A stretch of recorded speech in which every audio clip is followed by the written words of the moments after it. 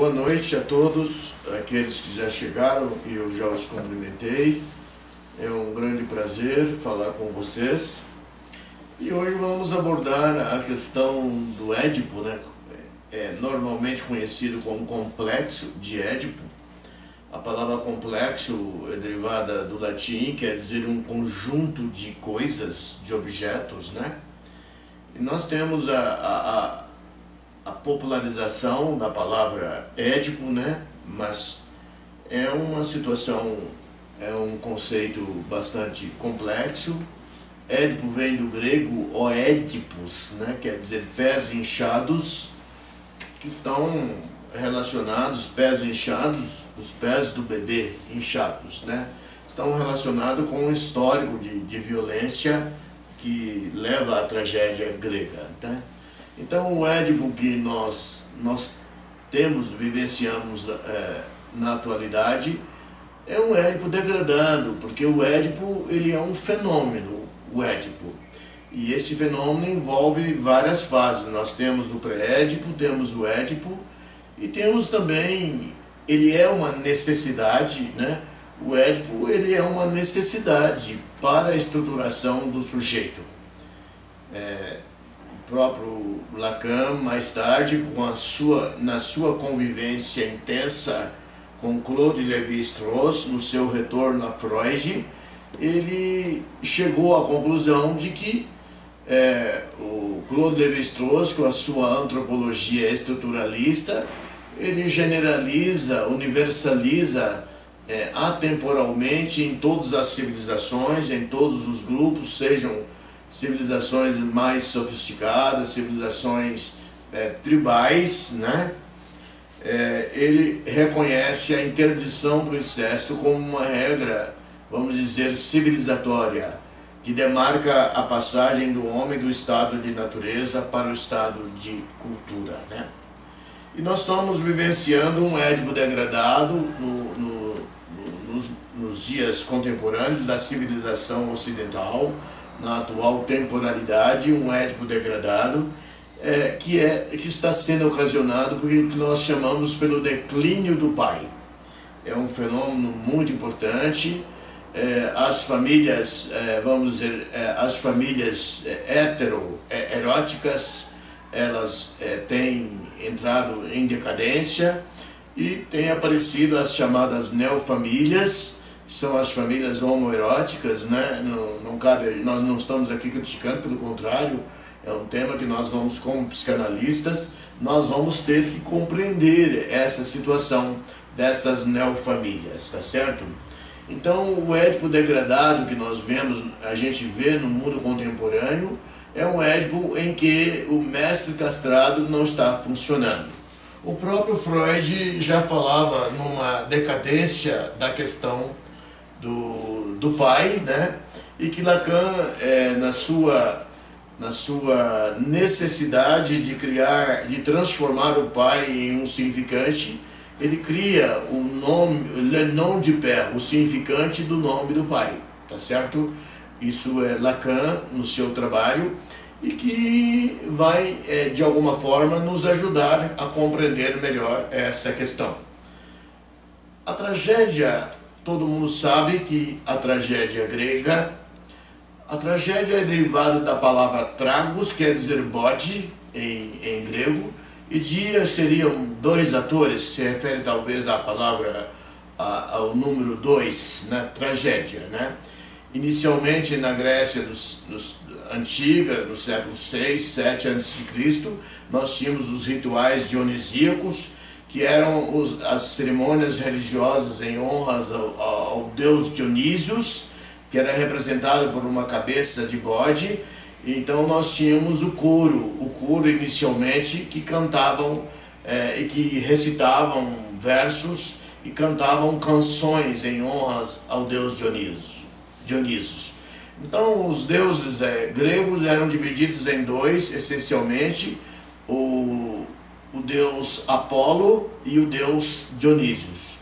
Deus Apolo era o deus da medicina, da razão e da organização do mundo, das coisas, e organização das coisas. Então seria o aspecto apolíneo. E temos o deus Dionísios, que era o deus do vinho, o deus da sexualidade, o deus da embriaguez, o deus da orgia, né? Então, às vezes, se praticavam orgias coletivas na Grécia Antiga, né? Então, do coro e do corifeu, a coisa evoluiu para a tragédia. Então, apareceu o chamado teatro grego, que é o teatro trágico, tá certo? E nós tivemos as comédias também, ao mesmo tempo. Nós tivemos como grande trágico, nós tivemos Sófocles na Grécia, tivemos Eurípides, tivemos Ésquilo. Foram os três grandes trágicos que nos deixaram obras para serem apreciadas, né? E temos também Aristófanes, que era um comediógrafo, né? Ok? Então, hoje eu vou começar com uma crítica, porque a gente percebe, não uma crítica, mas eu acho que o que eu escrevi de maneira independente é um xiste, para que nós não possamos ver a tragédia como alguma coisa negativa. Aliás, o Édipo como uma coisa negativa, porque a gente não possa ver o Édipo como uma coisa negativa. Complexo de Édipo, existe também o complexo de Electra, né? E que o Carl Jung aceitou dentro da sua teoria, da sua psicologia analítica, mas Freud disse não precisamos da nomenclatura complexo de Electra. Electra era filha de Agamemnon, herói da guerra de Troia. Quando chega no seu reino, ele é assassinado por Egisto, o amante de Clitemnestra, né? Então os filhos Efigênia e outros filhos, e entre eles está Orestes e Electra, né?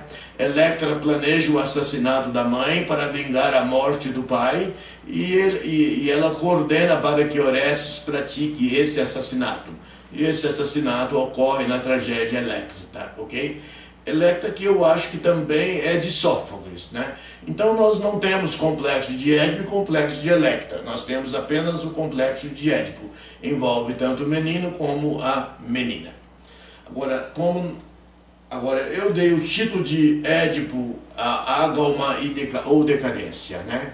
E nós vamos, mais tarde, antes de terminar, eu vou voltar a explicar por que eu dei esse título, ok? O meu discurso, o gozo da tragédia e a razão da psicanálise. É uma espécie de xiste, não sei, tem alguma seriedade? Tem, mas é para nós compreendermos o Édipo como um elemento, um fenômeno estruturante do sujeito, obviamente acompanhado da castração. Isso é muito importante que a gente destaque.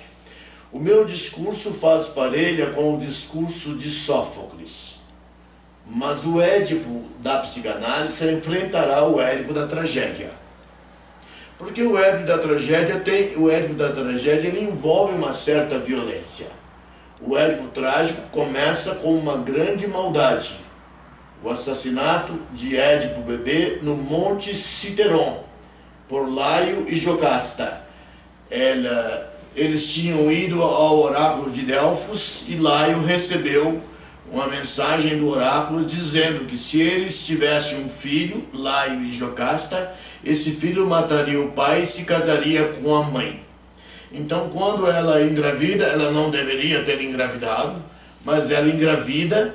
Então eles pegam esse bebê ao nascer, ele é entregue aos camponeses, eles perfuram os pés dele, daí vem a palavra oédipus, em grego quer dizer pés inchados. Édipo quer dizer pés inchados, né? É amarrado para ser pendurado no Monte Citeron, numa árvore, para ser devorado pelas aves de rapina. Ok? É por aqui que nós estamos andando. Vamos lá.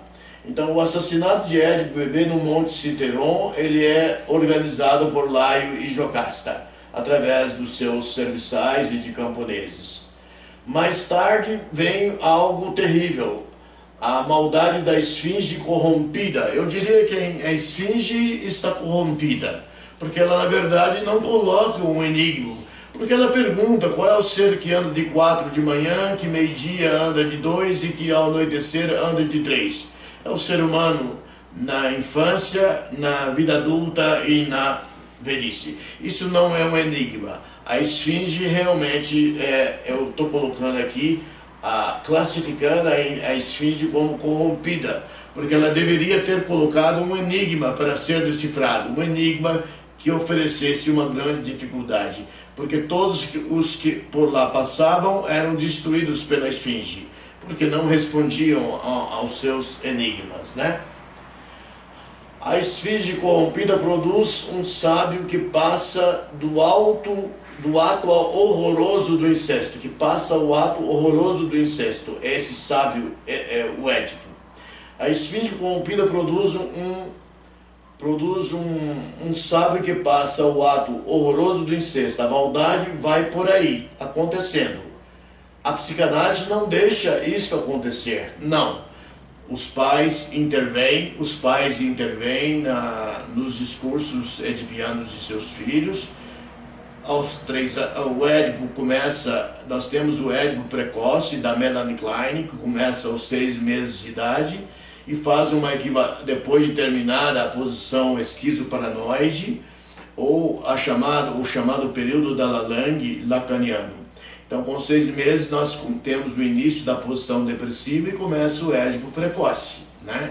E esse Édipo precoce ele vai aumentando de intensidade e o seu ápice aumenta e com 3 anos ou 4 anos, com 3 anos ele já está intenso. E os pais às vezes escutam palavras como, por exemplo, o desejo de estar entre os pais, entre as figuras parentais, dormir na cama dos pais, é uma coisa que Freud já nomeou de cena primária e que nós devemos evitar a chamada cena primária, tá certo? E se a criança diz, papai, quando eu tiver o tamanho da minha mamãe, eu vou me casar com você. Uma menina diz isso, o pai vai ter que conversar de maneira simbolizadora, utilizando o aro simbólico do Novo Romeu, real, simbólico, imaginário e sigma, ou real, simbólico, imaginário ou santoma, e dizer, não, o papai e a mamãe te amam. É a primeira coisa que nós queremos colocar para você, minha filha. Segundo, quando você não poderá casar comigo porque o papai é namorado da mamãe. Ou o papai é namorado do outro papai, o papai é namorado da outra mamãe. Enfim, existem as neofamílias também que nós devemos considerar, né? Então, vejam vocês, e aí complemento o discurso dizendo, não, quando você crescer, você encontrará uma pessoa adulta com quem você se casará. Então os pais devem, de maneira educada, diplomática, simbolizadora, abordar essas questões e a criança acaba compreendendo. As crianças são muito inteligentes, são fáceis de compreender, elas falam sempre a verdade, elas têm as suas fantasias, mas a verdade está, a lectia, como se diz em grego, e que Heidegger gosta dessa palavra e não da palavra verdade, né? A criança sempre está elaborando e expondo a sua lectia. Podemos dizer que é a verdade, embora essa palavra verdade, ela tem usos gozantes na nossa civilização, usos terríveis. É utilizada até para as práticas de torturas. Então a palavra lectia é mais elegante, é mais filosófica, seria mais psicanalítica, né? Então você vai dizer para a criança ter um discurso adequado com o seu discurso e não silenciar. É claro, com o declínio do pai, com a ausência da figura paterna, agora, quando temos duas mães, pode ser que uma ocupe espontaneamente o lugar do pai, outro o lugar da mãe, mas isso não vai acontecer. É necessário que nós tenhamos a orientação do psicanalista para a estruturação do sujeito das crianças, né? Na causa das crianças, nós temos que pensar nos direitos da criança, né? Que os conselhos tutelares seriam treinados com alguma orientação psicanalítica para falar com as crianças. As crianças são muito inteligentes e nós sabemos dos conflitos de famílias recompostas, de madrastas, padrastos, enteados e enteadas, onde os conflitos existem de maneira brutal e que pode levar, inclusive, a assassinatos ocorrendo no Brasil 40, em média, por dia, 40 infanticídios por dia, né? E nós temos casos de grande repercussão na mídia, né? Inclusive, a gente pensa que deveria ter um registro, os casamentos no Brasil, as uniões informais, elas não são mais nem comunicadas ao Estado. Então deveria se comunicar ao Estado, registrar, criar generalizadamente a Secretaria da Criança, da Adolescência e da Juventude, e esses casamentos devem ser registrados e os conselhos tutelares orientados para visitar essas famílias semestralmente, para ver se tudo está andando bem, e ao menor sinal haver uma resposta.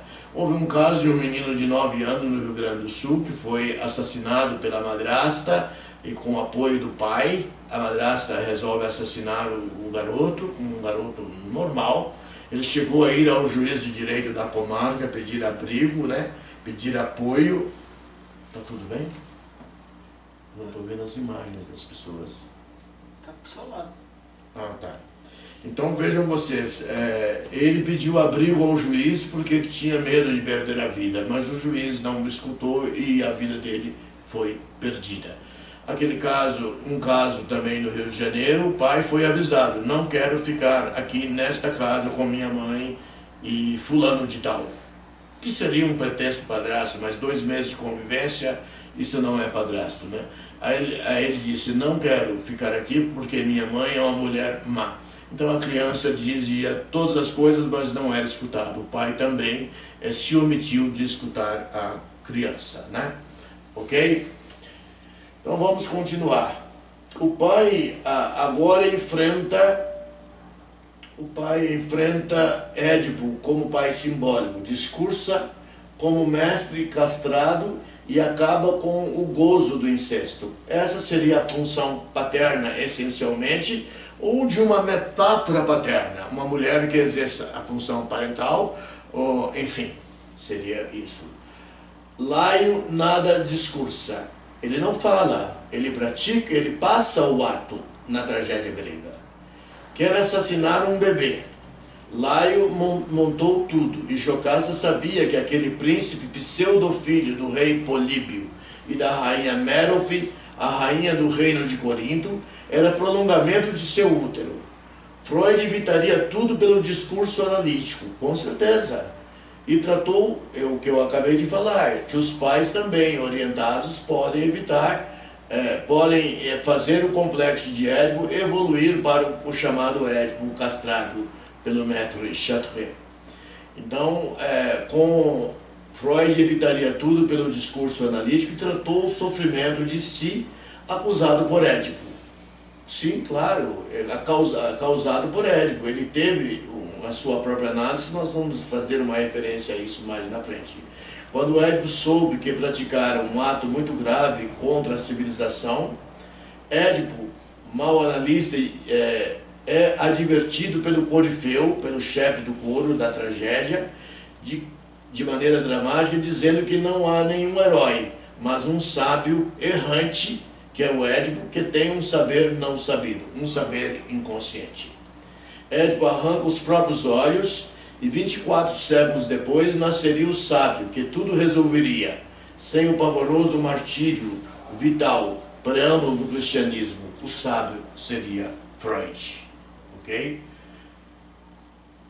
Agora, no caso de Electra, eu acho que eu não terminei de contar a história.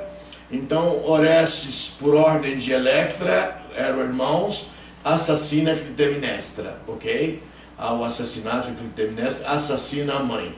Mas, enfim, na psicanálise freudiana, nós não utilizamos a terminologia Electra, mas na psicologia analítica, Carl Jung fez questão de introduzir. Talvez para se contrapor ao pensamento freudiano. Complexo de Édipo, sonho de Freud. Isso foi um conceito emitido por Lacan. Freud convoca o paciente Freud. Ele se convoca para uma análise de 1897 a 1900, ajudado pelo Dr. Wilhelm Fliess. Uma análise epistolar, uma análise feita através de cartas, com encontros em alguns lugares, e eles trocaram 287 cartas aproximadamente, tá certo? Nesse momento da sua análise, Freud anota em torno de 600 sonhos seus, de pacientes, de Fliess e de outros médicos, e nele está o famoso sonho da injeção de Irma, né? Então vejam vocês, ele faz uma análise porque o seu pai, que morrera, ele não dava conta de entrar no cemitério, na cena onírica, ele tinha desmaios, Freud, muito complicados, né? Ele não viajava a Roma, ele tinha lembranças de torcer para os generais cartagineses, os generais perdedores das guerras, não ia a Roma de nenhuma forma. Quando chegava a 150 quilômetros, ele mudava de rota, ok? Então, Freud sintomático, desde a infância apresentava sintomas como, assim, fazendo uma síntese: torcer para os generais perdedores das guerras púnicas, recalque do ataque antissemita, claro, quando ele era menino, lá em Priborg, ou Freiberg, que hoje é República Tcheca, mas era Império Austro-Húngaro, onde ele nasceu.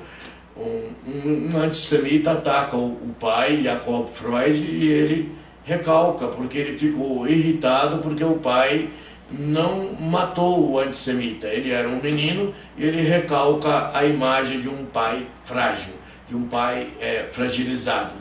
E a mãe dele era sedutora, Amália Freud era uma mulher sedutora, então ele tem que fazer uma autoanálise para superar o seu complexo de Édipo.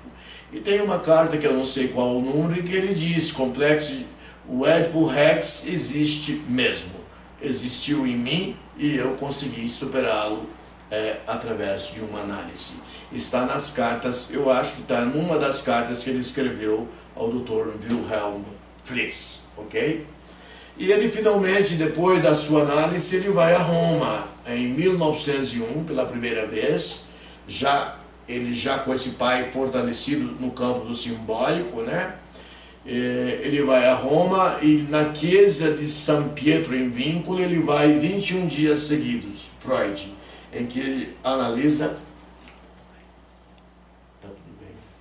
ele analisa a imagem do Moisés, que é o grande pai civilizador do povo judeu, que antes de Moisés, antes da permanência deles no Egito, e ele nasce como um príncipe egípcio, mas ele se descobre depois um judeu, ele lidera o seu povo para ser governado com o sistema monoteísta e não no sistema politeísta. Akhenaton tinha criado o monoteísmo com a rainha Nefertiti, mas no Egito a coisa não vingou. E ele queria governar com a ideia do monoteísmo à frente. E ele leva o seu povo para a Palestina. Ok? A análise de Freud foi eficaz, né? Eu já falei do que ele fez no trabalho de visitar o Moisés do Michelangelo, né?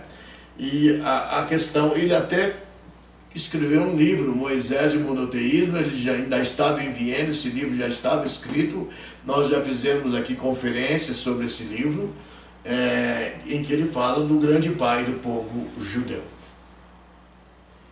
Freud faz um périplo feminista em 1885 na Pitié-Salpêtrière, em Paris.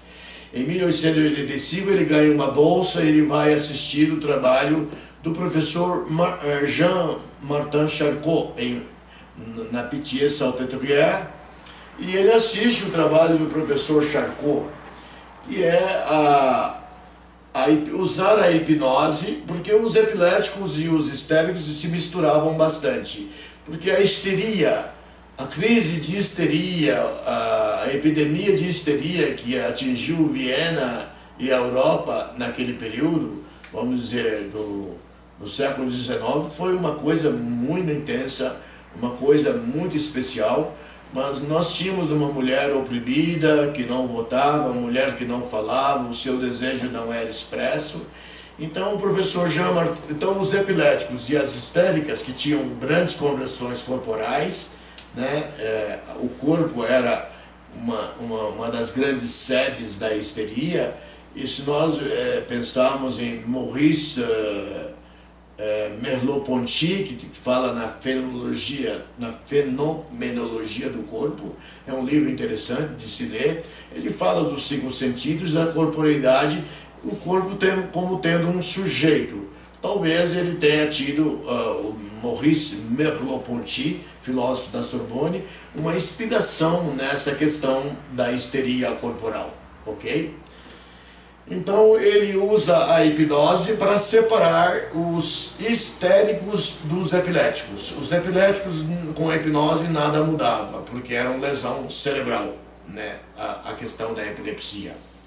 Agora a hipnose ele conseguia, através a histeria através da hipnose, tirar todos os sintomas, tanto físicos como psíquicos, né?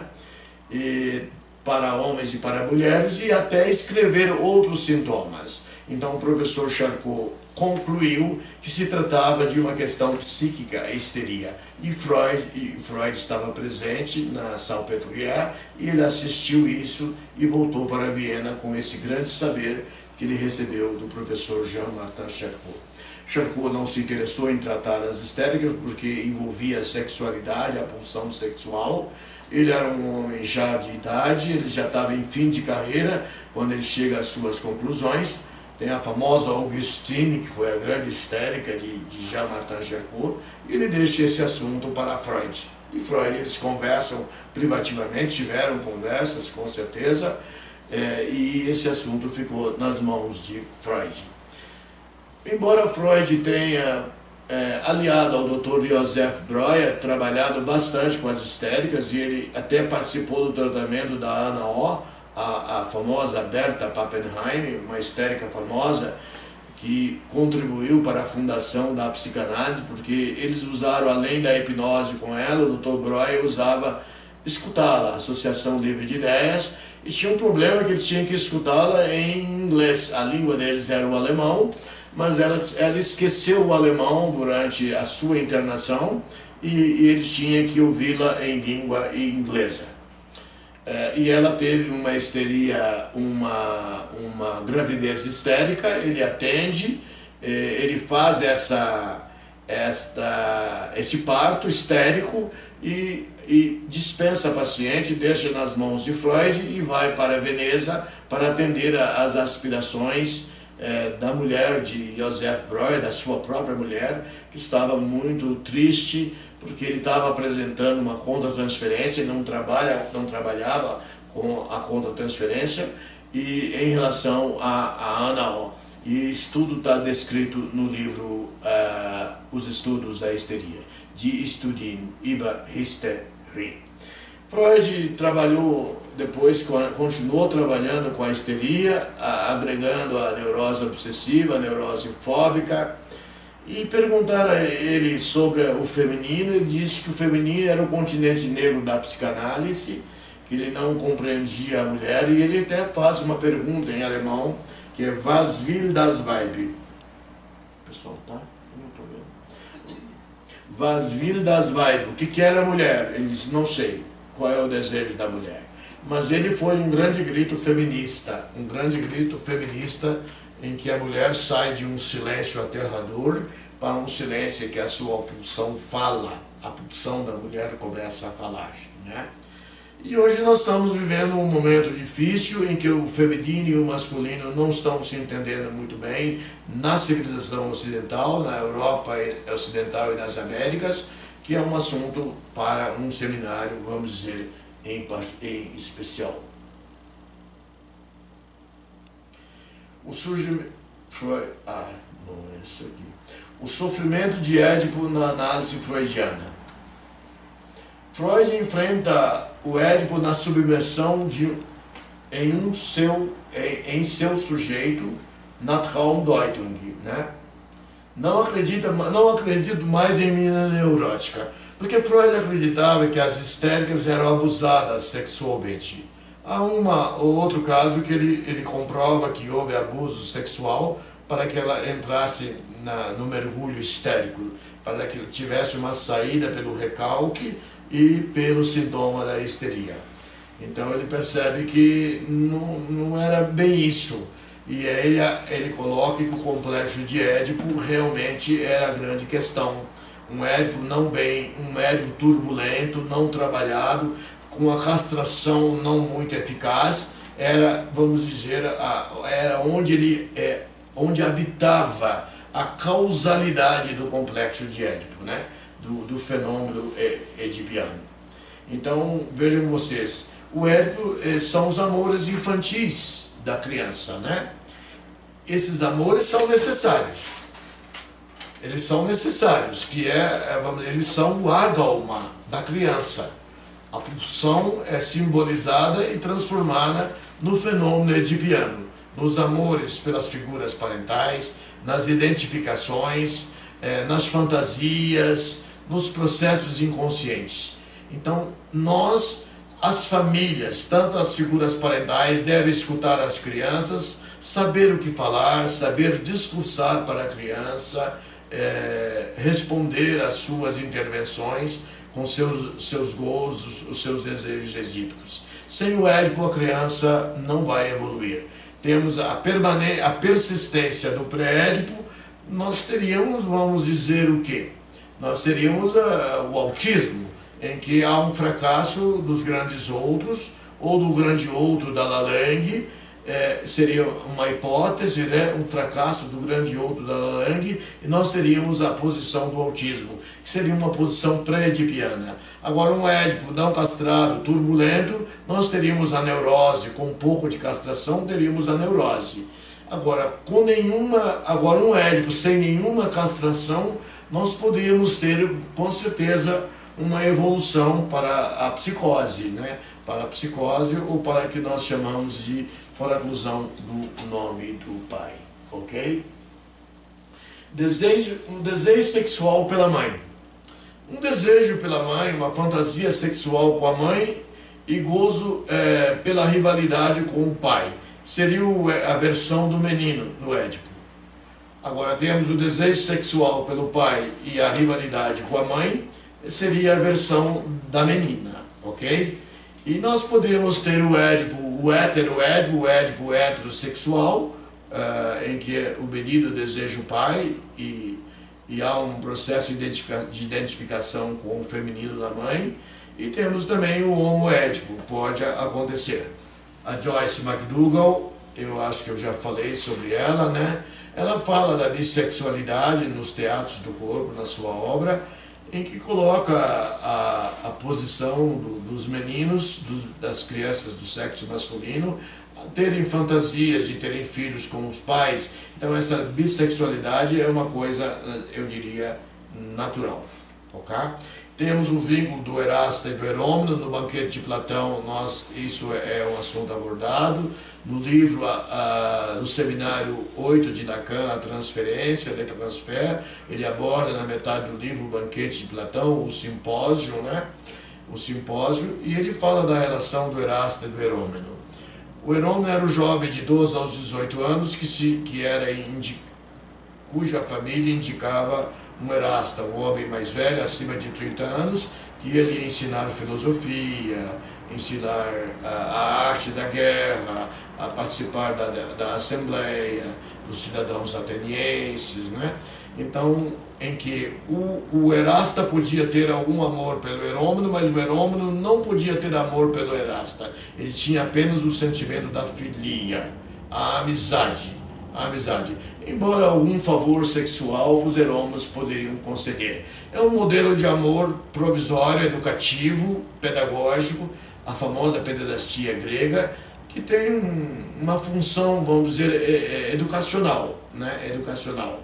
E que mostra que o amor entre os sexos, seja dos sexos iguais ou sexos diferentes, ele precisa de ser balizado pela razão, e não pela sinceridade excessiva, pelos afetos derivados da tristeza, os afetos derivados da tristeza espinosiana, enfim. É importante que o amor, e por isso os analistas devem analisar os casais, ou separados ou em conjunto, né, para que os casamentos fiquem mais limpos, em que a mulher não use o homem como seu continente, e joga os seus conteúdos fazendo do homem uma lixeira. E vice-versa, o homem usa a mulher como seu continente e joga os seus conteúdos. É necessário pensar, segundo, descer para o campo de discursos elaborados, e terceiro, e escolher o que falar, não falar tudo, com certeza, um membro do casal para o outro.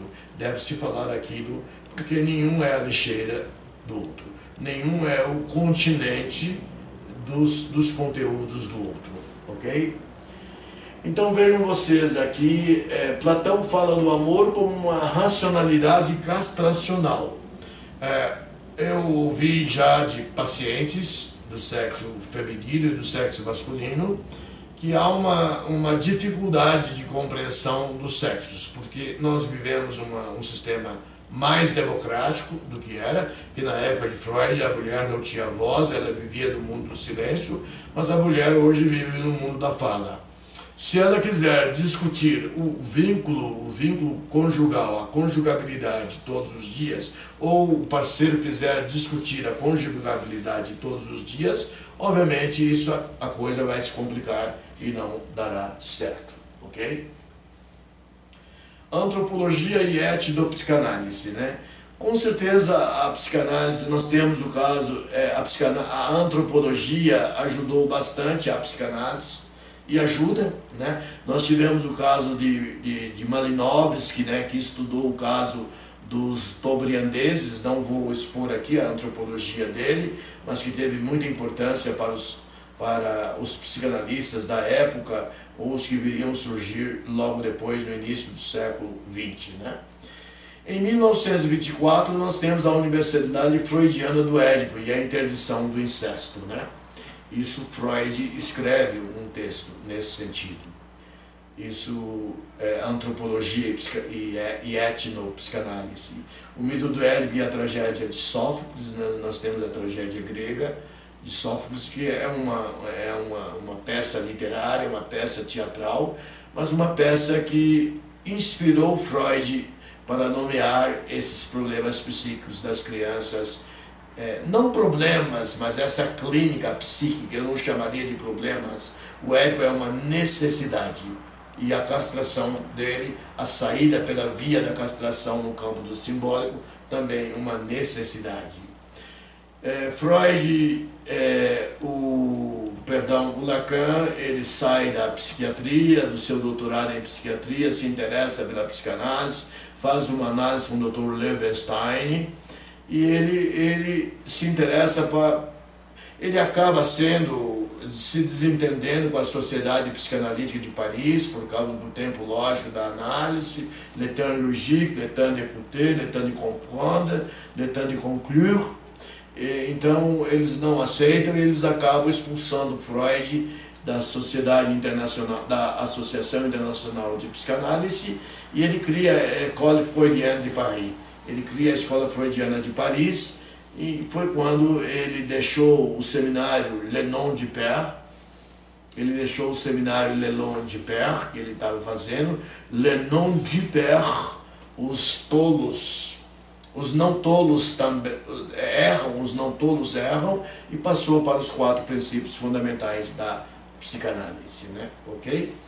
Então veio você, Claude Lévi-Strauss, ele lança uma obra muito importante em 1949, que é Estruture élémentaire de la parenté, as estruturas elementares do parentesco, que ele confirma na sua antropologia a universalidade da interdição do incesto, e com certeza do complexo de Édipo, né?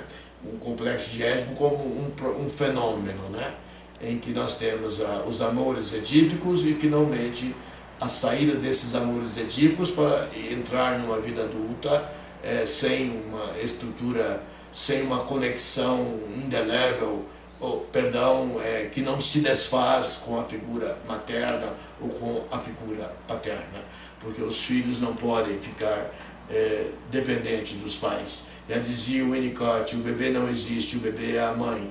E, na verdade, é necessário que a mãe e o pai gradualmente vá se tornando desnecessário para que os filhos tenham autonomia na vida adulta, né? Nós tivemos também o trabalho de Claude Lévi-Strauss com a obra Les Tristes Tropiques, Os Tristes Trópicos, e temos o Cru e o Cozido, outra obra dele. Ele esteve no Brasil na década de 30, acho que de 32 a 38 mais ou menos. Ele visitou tribos indígenas brasileiras e ele escreveu depois, publicou 15 anos depois de estar na França, ele publicou os livros sobre a sua visita ao Brasil, onde ele ajudou a fundar a Universidade de São Paulo. E ele assiste um ritual de uma tribo no Mato Grosso, cujo nome não me lembro, em que garotos de 12 anos da tribo são reunidos e eles são levados para a floresta, longe das mães, durante 2, 3 meses, e ao voltar eles voltam cabeludos, irreconhecíveis, e as mães, no meio de tantos garotos, para separar o garoto da mãe para entrar na vida adulta. Um ritual tribal de uma tribo indígena brasileira, né? Então elas acham seus filhos e percebem que eles se transformaram em homens neste momento e perderam o vínculo, vamos dizer, entre aspas, o vínculo edipiano com a figura materna. Isso foi um assunto abordado por Claude Lévi-Strauss. Eu não sei se está nos Tristes Trópicos, eu li esse texto, eu não me lembro se está nos Tristes Trópicos ou se está no Cru e no Cozido, ok? Que são obras que se referem à vinda dele ao Brasil, ok? Pré-Édipo e persistência do Édipo e decaimento do ponto de basta, né? O sujeito baseado no desejo materno e seus poderes, né? Com certeza o poder da mãe é um poder incalculável e ele deve ser assim, não tem outra forma dele se apresentar. O bebê chega no mundo eu já disse isso, num mundo que é uma página branca, o seu sujeito não existe. Existem algumas inscrições durante a gravidez, ele vai se chamar Pedro, Davi, isso e aquilo, Maria, Melissa e vai. Então há um sujeito que se constrói antes do nascimento, né? Mas existe aquilo que Lacan chamou de la langue. E a Melanie Klein coloca a famosa posição esquizo-paranoide, né? Em que o bebê tem fantasias bastante fortes. Isso para análise de crianças vai ser muito importante, né? E nós temos a questão do seio bom, do seio mau, da mãe boa, da mãe má, a fantasia de entrar no corpo da mãe e encontrar o pênis do pai. Mais tardiamente isso pode acontecer, o chamado terror sem nome, a pulsão de morte do bebê, porque o bebê é desorganizado. Nós tivemos um caso, como é importante dialogar com o bebê. A Lalande é muito importante. Um dos reis das duas Sicílias, ele pensava que poderia haver uma língua mundial, que cada povo falava uma língua diferente. Ele botou não sei quantas crianças, 15 ou 20 crianças do palácio dele, arrumou cuidadoras que deveriam cuidar daquele bebê, dar o leite, dar isso, a alimentação, os cuidados, mas não falar e olhar minimamente para o olho deles. E o que aconteceu nessa experiência deste rei foi que todas as crianças morreram por falta da langue, por falta da linguagem, né? Então, o ser humano é um ser de linguagem. E Lacan, eu repito essa frase já pela segunda vez nos últimos 15 dias, que a linguagem é apenas uma elucubração sobre a langue, essa língua primal, essa língua originária da mãe com o seu bebê, ok? Então vejam vocês, a estruturação edipiana do sujeito deve ser seguida pelo ato do maître chatré, do mestre castrado em sua liturgia da castração simbólica, né? O real simbólico imaginário e os santomes estão ali intensamente participando do processo que inicialmente é um real. Obviamente, quando o bebê nasce, ele nasce no mundo real. Ele sente o cheiro da mãe, sabe qual é o seu seio, e tem o choro que não é alguma coisa do mundo da tristeza, mas é uma linguagem, é uma comunicação pedindo o seio, né? E tem o choro entre as mamadas, que é o choro do terror sem nome, de todas aquelas fantasias que eu falei anteriormente, e o Dr. Bill chegou até a chamar o bebê de um bebê psicótico, né? Agora, na posição depressiva, temos o édipo precoce de Melanie Klein, que começa com 6 meses, esse édipo precoce, mais leve, né? E temos a unidade da mãe, a mãe passa a ser uma mãe unificada, a mãe boa, o arrependimento por ter atacado o objeto amado e o terceiro, a figura do pai. Então nós temos o falo, temos a mãe, temos o pai. Então nós temos uma triangulação, mãe, pai, mãe e bebê, talvez uma quadrangulação, um quadrângulo para representar a estrutura da criança a partir dos 6 meses de idade, né? Ok? E o ápice do édipo, esse édipo precoce se conecta com o édipo freudiano, e o ápice desse édipo vai ocorrer, vamos dizer, aos 3 anos de idade, de um modo geral, e quando deverá discursivamente, através dos pais, das figuras parentais, ou através da intervenção do analista, ocorrerá o processo de castração simbólica da criança, né? Elementos do mundo materno, como o trauma do nascimento. O trauma do nascimento. Eu não vou contar a história de Otto Rank, que é uma história muito complexa, né? Mas ele lançou a teoria do trauma do nascimento, que agradou a Freud. Ele foi secretário de Freud em Viena, num dado tempo, né?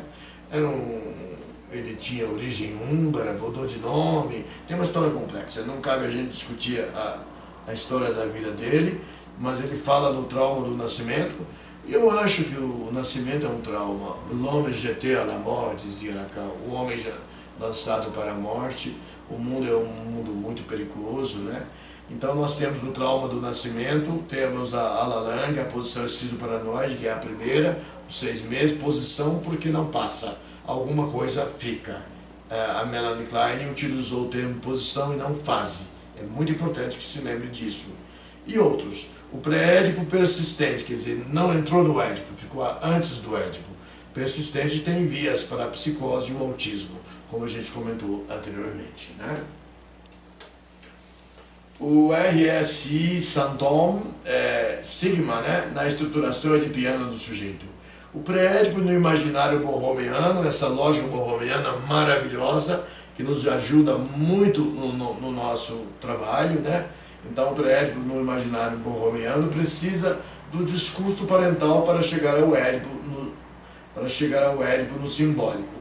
Aí se realiza o dito de Freud: Édipo, o complexo nuclear das neuroses. O édipo castrado, o édipo que passou pelo maître Chartreux, que é o pai, inicialmente no classicismo psicanalítico, que é a figura paterna, né? Que obviamente vai... A criança, a menina quer dormir entre o casal, o hétero casal, e o pai diz: não, minha filha. Ele vai explicar para ela, como eu já coloquei anteriormente, que ela não pode dormir, porque o papai e a mamãe são namorados, eles amam a ela, mas, então é assim, papai? Então tá bom. A criança acaba se conformando. Agora, se mantiver um silêncio, se abordar o assunto no campo do real, com a violência, é claro que não haverá uma solução, né? O discurso realiza o dito de Freud: édipo complexo nuclear das neuroses, nós já falamos, né? Ok. O discurso edipiano da criança: papai, quando eu crescer, quero me casar com você. Eu já falei sobre isso. É civilizatoriamente respondido. Civilizatoriamente. Em uma breve fala simbolizante do amor pela criança e dos amores da mãe e do pai. Ok? Outro acidente, vamos fazer hoje um seminário mais curto para que a gente possa trocar ideias. Eu me arrependo porque o meu último seminário foi um pouco longo demais, parece que durou 1h40. Outro acidente no percurso, edipiano a dificuldade na análise das mulheres devido à inveja do pênis, penisneide ou envidia penis.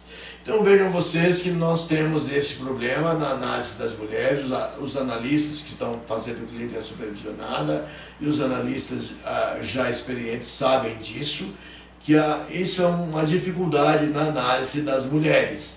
Talvez aquilo que Lacan tenha chamado do gozo complementar, né? La jouissance de l'autre, vai castrando, la jouissance phallique, castra mais, le plus de jouir, castra mais, e o que sobra é o gozo nas mulheres, o gozo suplementar das mulheres, né?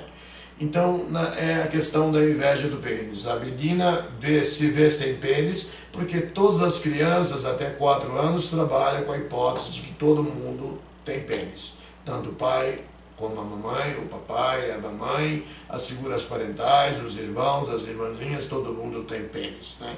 Então, na verdade, quando ela vê a mãe sem pênis e se vê sem pênis, ela evolui com um ódio pela figura materna, dizendo que a mãe é castrada e que ela a castrou, a castração ocular. A mulher, normalmente, essa castração, ela tem importância, mas ela precisa também da castração discursiva do pai de maneira diplomática, civilizatória, como eu coloquei anteriormente, né?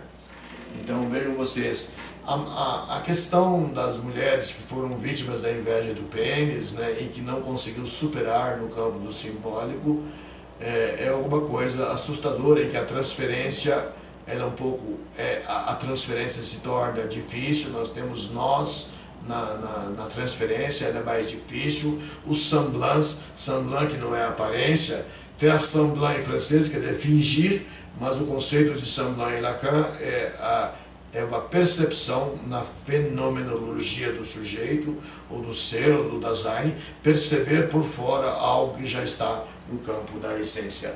Os semblants realmente não dão as caras, então a gente tem uma dificuldade com a análise das mulheres nessa questão do penisneide.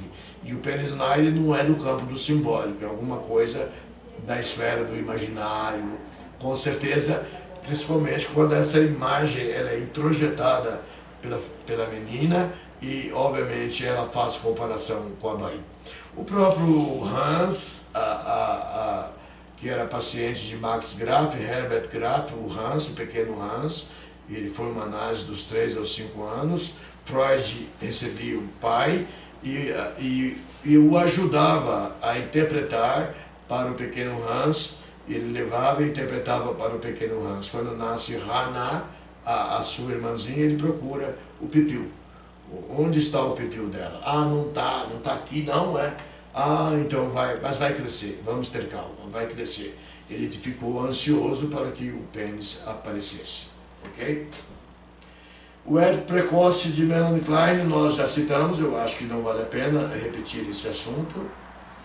O Édipo na literatura, nós temos Édipo Rei de Sófocles, que é muito importante, e que inspirou Freud na nomenclatura do complexo, né?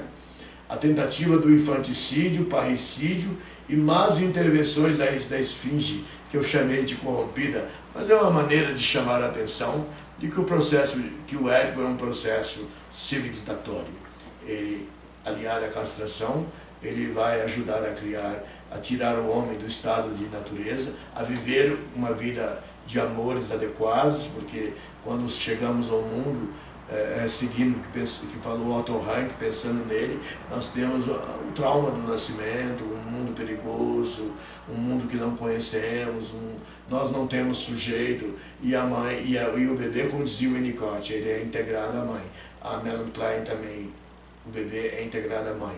Freud também acredita na mesma teoria de que o bebê e a mãe são uma única coisa até os 6 meses de idade, né? Hamlet e Édipo, esse é um texto de Ernest Jones, que foi o primeiro biógrafo de Freud, aluno de Freud, e o diretor da Sociedade Britânica de Psicanálise, que recebeu, Melanie Klein estava em Berlim, ela começou a análise com... achei interessante o roteiro dela. Ela começou com Sandor Ferenczi, fez a análise, fez um trabalho, entrou para a Sociedade Psicanalítica de Budapeste, depois ela divorcia de Arthur Klein, seu marido, vai para Berlim, faz análise com Karl Abraham, e ela dá umas conferências em Londres. Depois o Ernest Jones a convida para ir para Londres exercer a psicanálise, e ela exerceu a psicanálise até o fim da vida em Londres. Totem Tabu, que eu diria é um novo parricídio que vai acontecer. Os filhos todos se reúnem contra o pai possuidor de todas as mulheres, e um parricídio vai acontecer, né? E depois nós temos na literatura antropológica Les structures élémentaires de la parenté, as estruturas elementares da parentalidade, né? Do parentesco, melhor traduzindo, né? Em 1949, de Claude Lévi-Strauss. E temos Moisés e o monoteísmo, e temos até o próprio texto sobre Moisés, que Freud, depois de analisado e livre do seu complexo de Édipo não castrado completamente, ele vai para a Chiesa di San Pietro in Vincoli, em Roma, e acaba fazendo um bom relatório sobre a figura do pai dos judeus, e que na verdade fazia uma interação inconsciente com o pai de Freud, que era um judeu também, um homem muito mais velho do que ele, muito mais velho do que a Amália Freud, mas que ele se simboliza. Eu tive uma paciente que eu liguei para ela anteontem e disse: que bom eu falar com você hoje. Nós resolvemos uma questão muito séria, porque ela foi abusada sexualmente pelo pai até os 8 anos de idade, e eu disse: não, nós resolvemos, você agora tem um pai simbólico. Sim, doutor, eu tenho um pai simbólico. Estou muito feliz, não tenho mais ódio do meu pai, não tenho raiva, perdoei, a coisa foi simbolizada. E não precisamos de praticar nenhuma das coisas terríveis que foram praticadas na tragédia grega, Édipo Rei, enfim, em Hamlet, que é também uma questão edipiana, onde o incesto rola ali à solta, né? À solta. Nós temos... Agora Lacan fala, para terminar, eu vou terminar o nosso seminário agora e nós vamos ter a nossa conversa. Eu quero que todo mundo participe, não é isso? Bota a listinha aqui das pessoas. Lacan fala, mas é notável que isso ressoe no contexto dos últimos dias de Sócrates, quando cercado por seus últimos fiéis, ele lhes lança esse último olhar um pouco baixo. Pensem em sua atitude durante o processo. Que Sócrates está falando aqui do processo que Sócrates sofreu na Assembleia Ateniense por 600 juízes. No primeiro tempo dele ele foi liberado, mas no segundo tempo ele foi condenado à morte a tomar uma taça de veneno, a taça de cicuta. Se a apologia de Sócrates, que é um diálogo, foram 32 diálogos, os diálogos platonicianos, né? Os diálogos platônicos, podemos dizer, ou platonicianos. Se a apologia de Sócrates reproduz exatamente o que disse diante de seus juízes, o que Sócrates disse diante de seus juízes, é difícil pensar escutando sua defesa. Que ele não quisesse morrer, né? Ele também não queria se rebaixar, se entregar aos seus juízes, pedir perdão. Não, ele dizia, ele trabalhava com a maiêutica socrática, com o Maios, que era um pensamento, a ideia de que haveria um saber sobre o sujeito, e cria a subjetividade, ele cria o pensamento sobre o ser, e Lacan disse que ele é o primeiro, seria o primeiro psicanalista da história da humanidade, né? Então, ninguém escrevia, ele nunca escreveu nenhuma palavra, mas o Platão escreve os seus 32 diálogos, né, os diálogos socráticos, platônicos, ele escreve, mas ele atribui sempre, por exemplo, a outra pessoa aquela fala, né? Ele escreve, Platão, mas ele bota sempre outra pessoa presente. Em todos os diálogos está Platão e mais alguém que dialoga com ele. Na República é mais intenso, tem mais pessoas, né?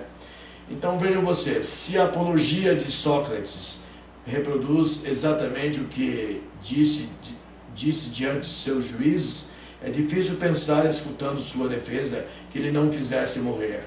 Não, ele não queria morrer, mas ele tinha uma idade avançada, ele não queria se rebaixar. Só sei que nada sei, ele dizia.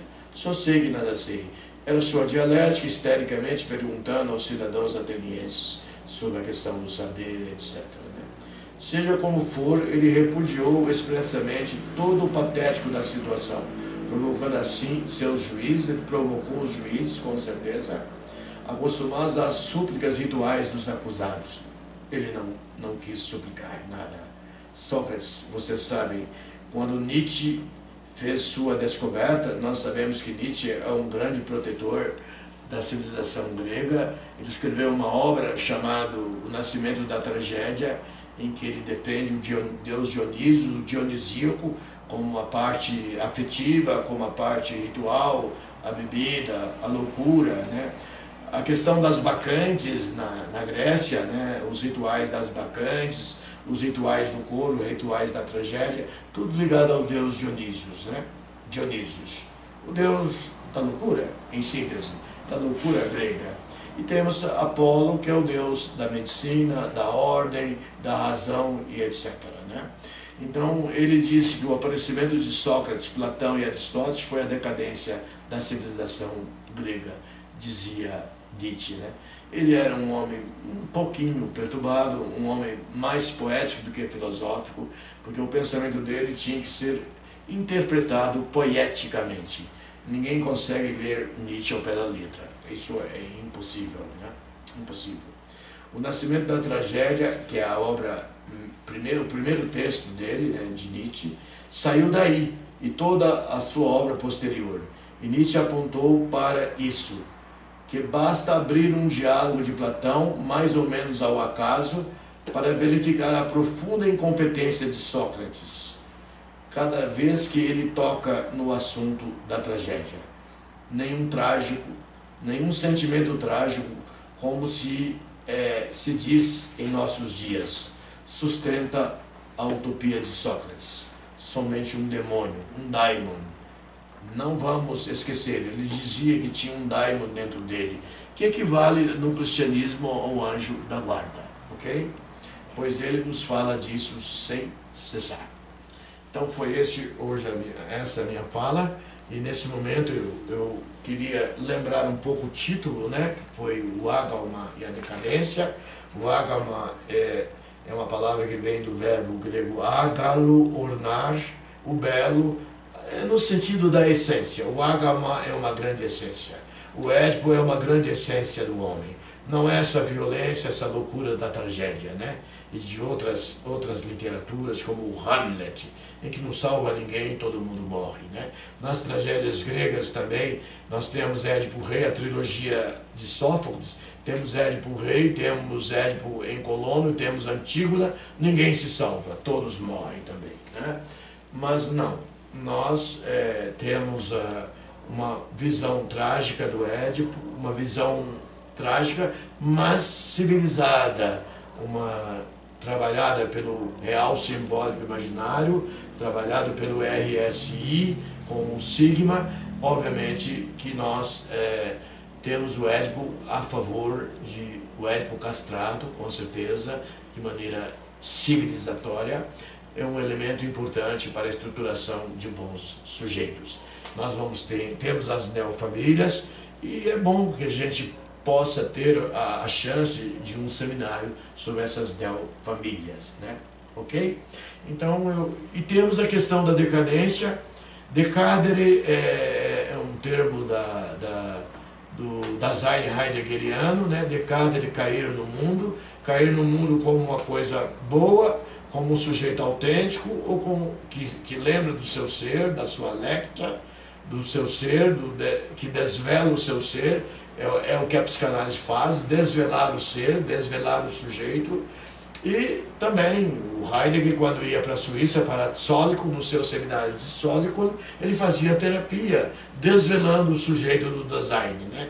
interessantíssimo. Eu gosto, o Lacan gostava muito do Heidegger nos seus seminários, sempre estava falando dele, e nós gostamos também de falar de Heidegger em nossos seminários. Então a decadência pode ser para o campo do sujeito autêntico, aquele que pensa em si mesmo, pensa no seu ser, e do inautêntico, que é aquele que se envolve no falatório do mundo, na habladoria e em situações realmente que não são produtivas para o ser.